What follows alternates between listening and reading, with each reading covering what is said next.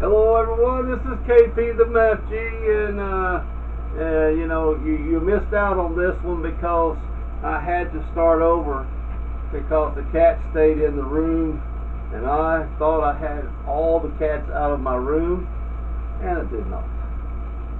So I had to start over because the cat was interrupting my lesson. So, no cats. Now we can do our lesson. Okay, let's get started. We're doing the 2026. Yes, 2026. That's right. Free response question number 6. We have a table. We're going to do parts A and B in this lesson, and then we'll do part C in the next lesson, and then part D in the following lesson. So 3 lessons from this question number 6. I just kind of want to go over it in detail.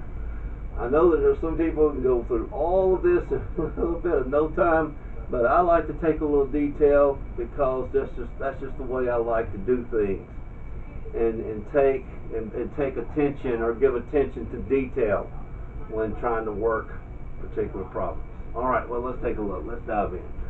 F is twice differentiable. Okay, when we see the word differentiable, it means that F, this is F, and F prime, right? It means that F is continuous over some, interval. Okay? Differentiable. So, what are we trying to see here? Part A. Oh, and by the way, Part A has to deal with the limit. Part B has to deal with maybe it's some form of a derivative that we'll look at called the chain rule, and we'll look at the chain rule.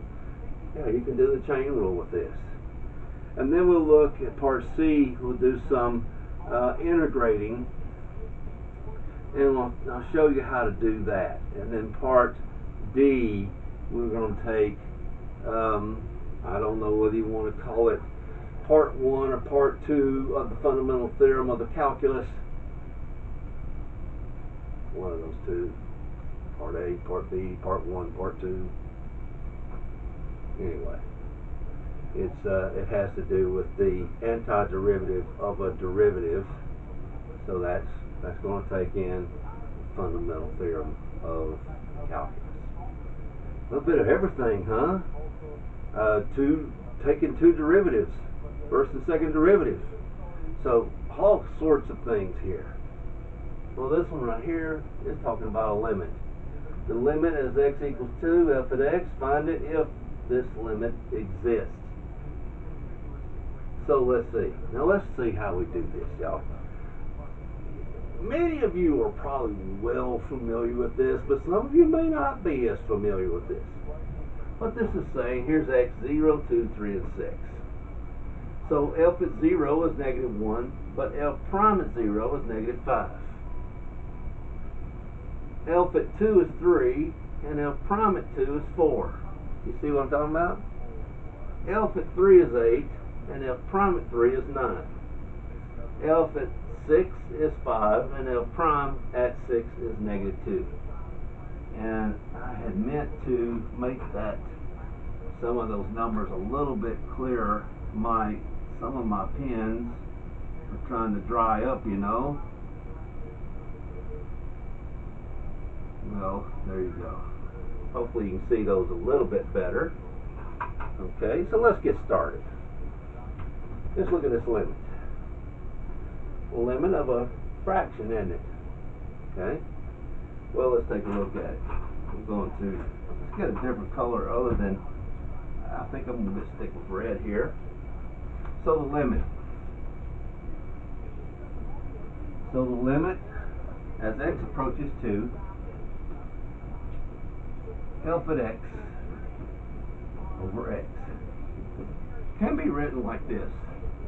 The limit, as x approaches 2, f at x over the limit as x approaches to x. You don't have to freak out and say, Oh, what are we going to do with this x? What are we going to do? Got it. You got a table here, don't you? Look at this. F at 2. What is it? 3.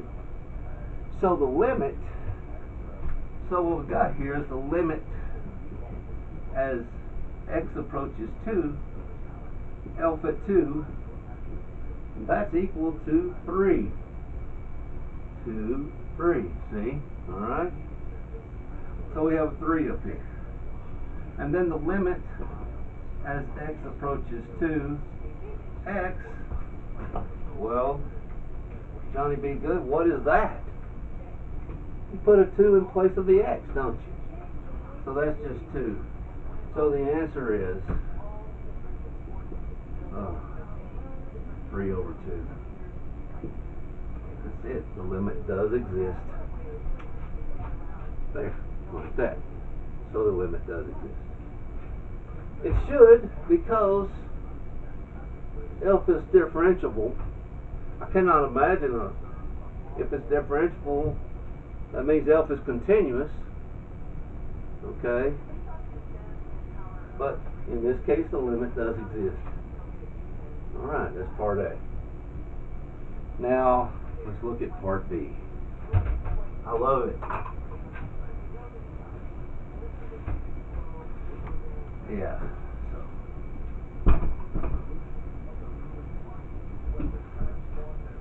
My goal in doing all of this is to say something in a way that will help you understand it. Say it in a manner that you can understand it. I'll give you a little tip. When you practice problems, of course, if you have a roommate, your roommate's going to look at you and say, "Oh, hey, he's silly doing that." Talk through your problem. Almost out loud, but talk through your problem. Sometimes a little loud. Do it. Just talk through it. I got to do this, I got to do that. What do I have to do here? What is the question asking? What keywords can I look at? All sorts of things. Just look at it, and if you get into a habit of doing that, you walk through your own problems and make fewer and fewer mistakes. Now, you can't do that on a test, of course, but you just have to be aware as you practice, practice, and practice. That's what you can do. It's just an idea. Look at this. I don't see a G at X anywhere. And you, I see F and F prime. Well, G at X is F at F at X. This is called a composite function. So what we want to do here is find, I should just put it up here, find G at 2. Now you can't find G at 2, you can't just plug 2 right in here right away. Don't do that. Okay, just don't do that. Let's get a different color, say green. We got to take a derivative. Have you seen a problem that's kind of like this? I don't know, maybe you have G at X is equal to sine of 2x. You ever done that before? I don't know, maybe you haven't gotten to that point yet. That's the chain rule. This is the F. You don't do anything to F to the F. You don't do anything to the 2x right away, do you? So you do this, G prime at X. Now, the derivative of sine is cosine. You don't do anything now. Now, you take the derivative of the 2x. Now you do that, which is just 2. And so it's 2 cosine of 2x. Well, that's a lesson all to itself, isn't it? Assuming that you know that the derivative of sine is cosine. But see, even if you didn't know the derivative of sine is cosine, you still, this is F, this is F, this is F at X. F at X right here. Okay? F is sine, so you take the derivative of F first, okay, and then you take the derivative. That's called the chain rule. Okay? Sometimes the chain can be pretty long, but that's the chain rule. Now, let's do this. So let's apply this. We'll use green here. This is equal to, oh no, it's not. G prime at x is equal to F prime. Then don't do anything to this. Don't tamper with the inside yet. Don't tamper with the inside yet. Tamper. Okay, I know. Now times. Now take the derivative. That's what this means. Take the derivative of. F prime means the derivative. Now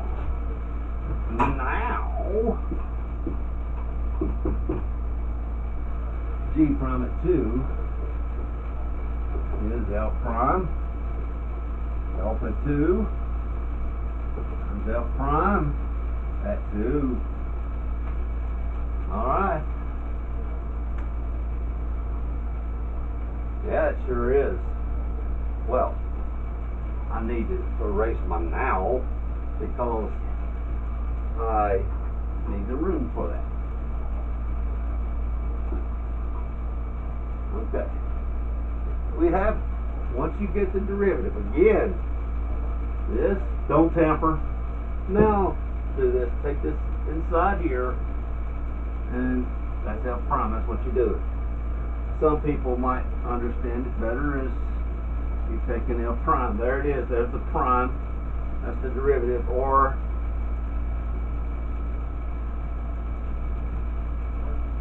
that right there. Either way is fine.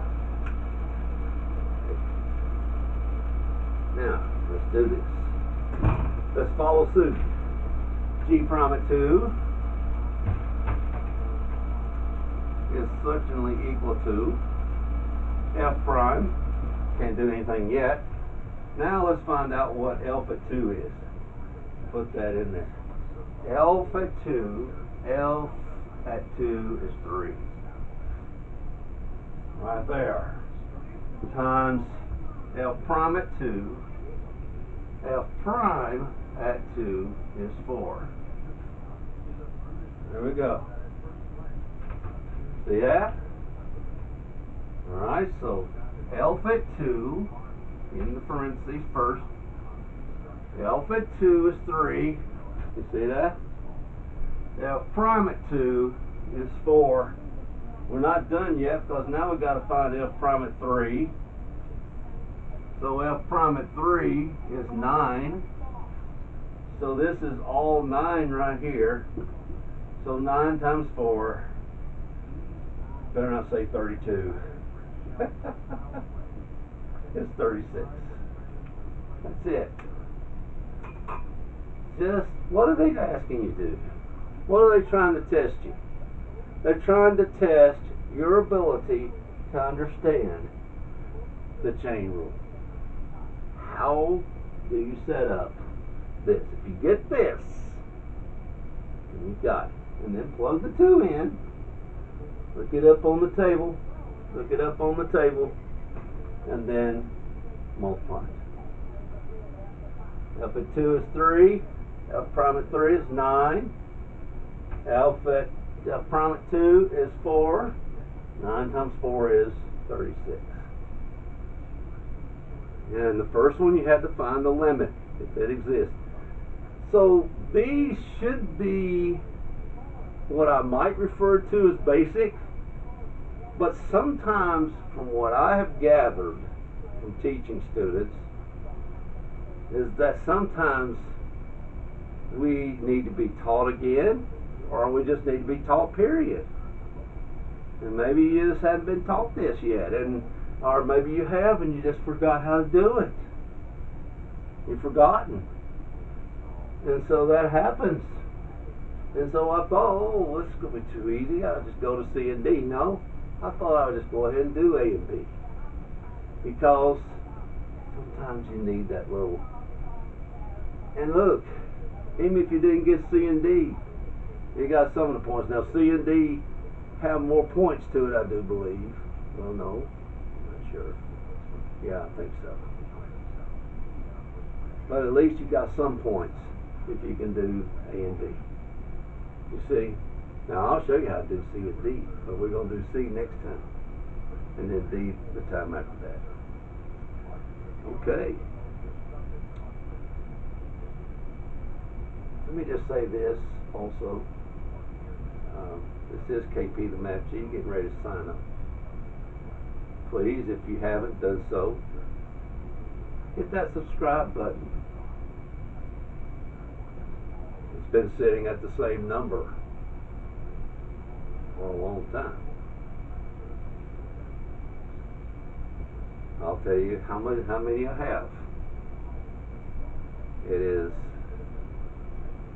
one more than 100 and two less than 103.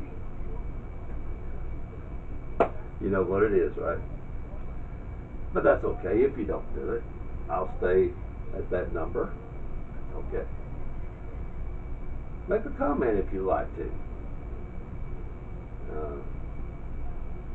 So I mean, I like comments once in a while, but if you don't want to do, I just want to learn how to do this. KP is about G. I'm good. All right. Hit that like button if you want to. So anyway, but if you didn't do any of that, the main thing is, this is what counts, is that you get this, that you understand this, and that I'm not here to glorify myself, but I'm here to help you become a better calculus student. Now I've got 186, I believe, and this is going on 187 if I'm not mistaken, and I'm sure there are several other just like this, but they always have a little bit of different twist to them. But after all, after you do this for a little bit, you understand, hey, they're pretty much the same idea though. Alright, so anyway, KP the Math G is signing off.